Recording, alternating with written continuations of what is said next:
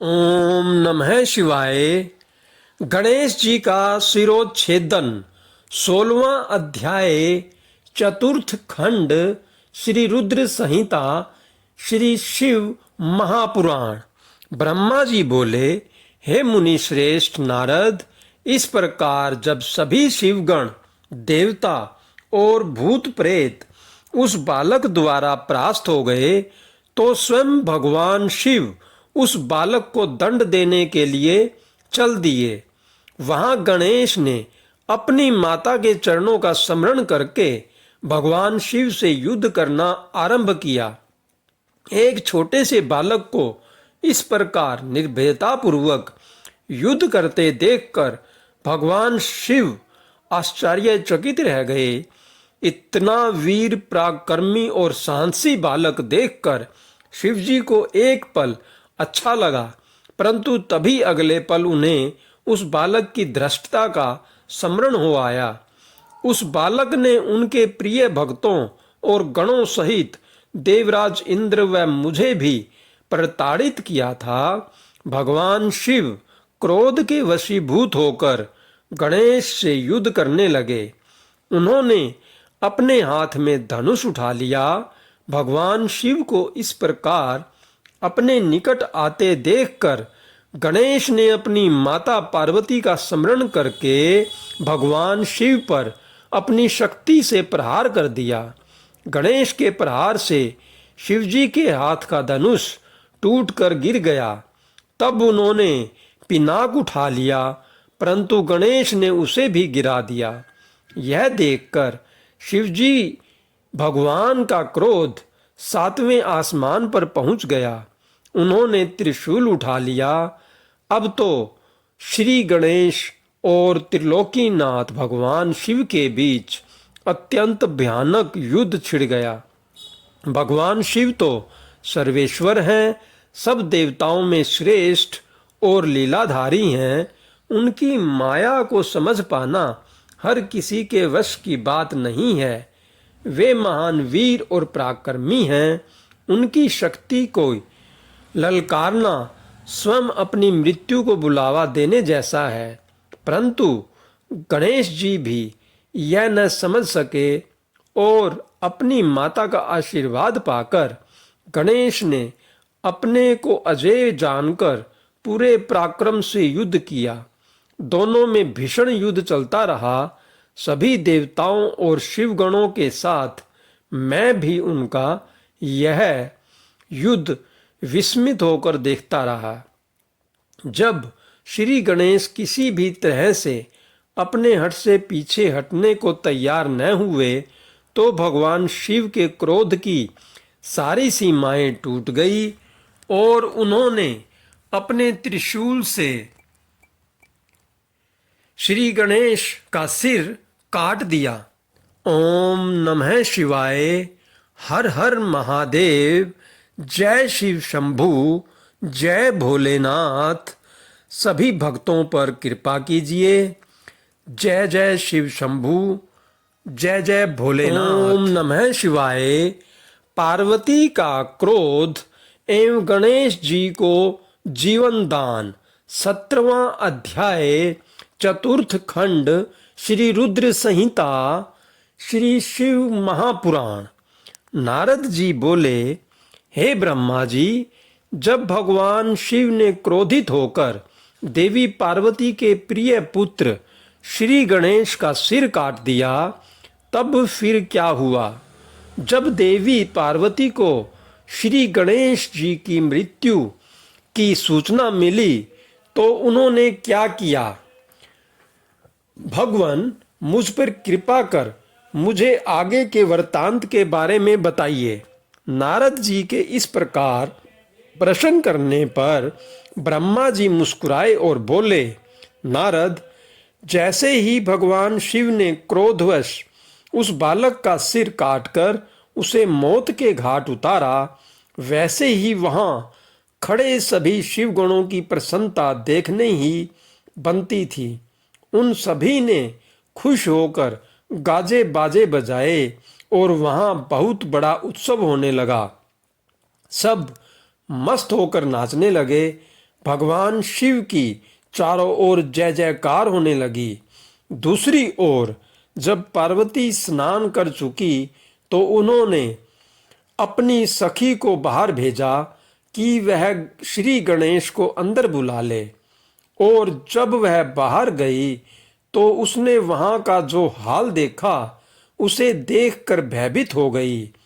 श्री गणेश का सिर कटा हुआ अलग पड़ा था और धड़ अलग। सब देवता और शिवगण प्रसन्न होकर नृत्य कर रहे थे। यह दृश्य देखकर पार्वती की वह सखी भागी भागी भीतर गई और जाकर माता पार्वती को इन सब बातों से अवगत कराया। अपने पुत्र श्री गणेश की मृत्यु का समाचार पाते ही देवी पार्वती अत्यंत क्रोधित हो गई। उन्होंने रोना आरंभ कर दिया। रोते बिलखते वे कहती, हाय मैं क्या करूं, कहाँ जाऊं, मैं तो अपने पुत्र की रक्षा भी न कर सकी। सब देवताओं और शिवगणों ने मिलकर मेरे प्यारे पुत्र को मौत के घाट उतार दिया। अब मैं भी अपने पुत्र का संहार करने वालों का विनाश करके रहूंगी। मैं प्रलय मचा दूंगी। यह कहकर उन्होंने 100,000 शक्तियों की रचना कर दी और देखते ही देखते वहां मां जगदम्बा की विशाल सेना इकट्ठी हो गई। वे शक्तियां प्रकट होते ही हाथ जोड़कर पार्वती माता को प्रणाम करते हुए बोली, हे माता, हे देवी, हम सबको इस प्रकार प्रकट करने का क्या कारण है? हमें आज्ञा दीजिए कि हमें क्या करें। तब क्रोध से तमतमाती देवी पार्वती बोली, तुम सब जानकर मेरे पुत्र का वध करने वालों का नाश कर दो। तुम देव सेना में प्रलय मचा दो। आज्ञा पाते ही देवी पार्वती की वह शक्तिशाली सेना वहां से चली गई।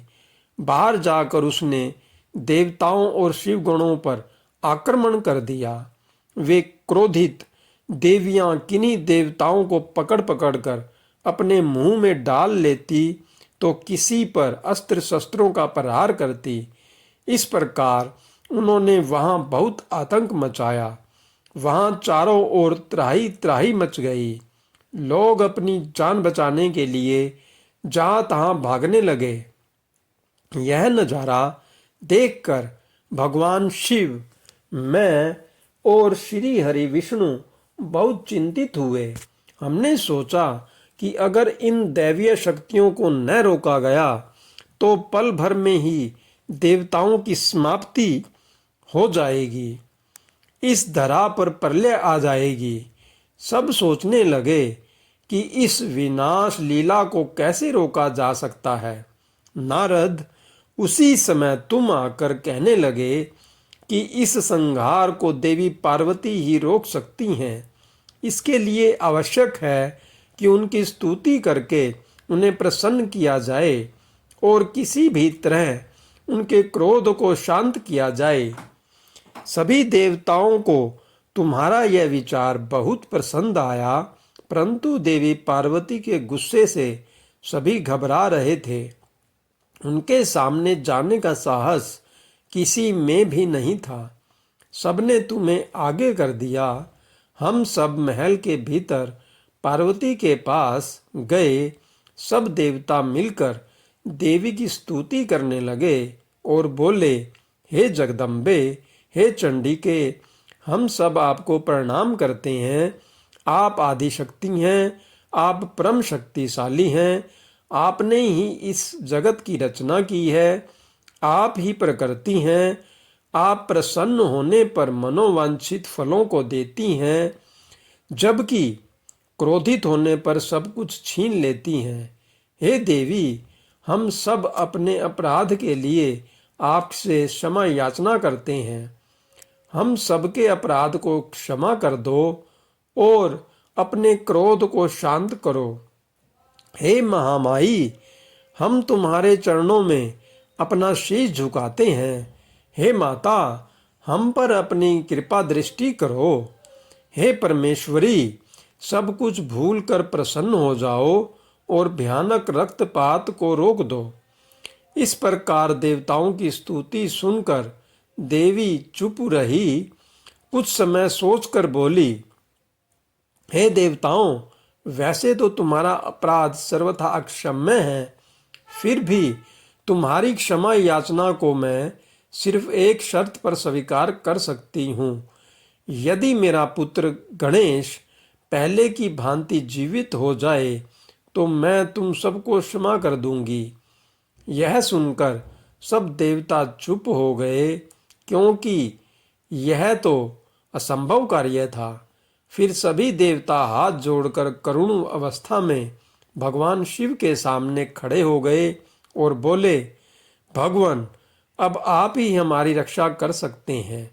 जिस प्रकार आपने गणेश जी का सिर काट कर उसे मारा है, उसी प्रकार अब उसे जीवित कर दीजिए। देवताओं को प्रार्थना सुनकर भगवान शिव बोले कि देवताओं, तुम परेशान मत हो, मैं वही कार्य करूँगा जिससे तुम्हारा मंगल हो। भगवान शिव ने देवताओं को आदेश दिया कि उत्तर दिशा में जाएं और जो भी पहला प्राणी मिले उसका सिर काट कर ले आओ। तब उसका सिर हम गणेश के धड़ से जोड़कर उसे जीवित कर देंगे। देवता उत्तर दिशा की ओर चल दिए। वहां सर्वप्रथम उन्हें एक दांत वाला हाथी मिला। वे उसका सिर काट कर ले आए। वहां महल के द्वार पर वापस आकर उन्होंने श्री गणेश के धड़ को धो पोंछ कर साफ किया और उसकी पूजा की।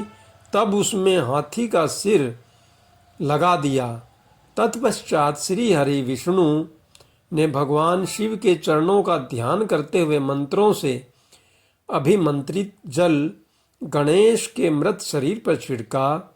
जल के छींटे पड़ते ही भगवान शिव की कृपा से वह बालक ऐसे उठ खड़ा हुआ जैसे अभी अभी नींद से जागा हो।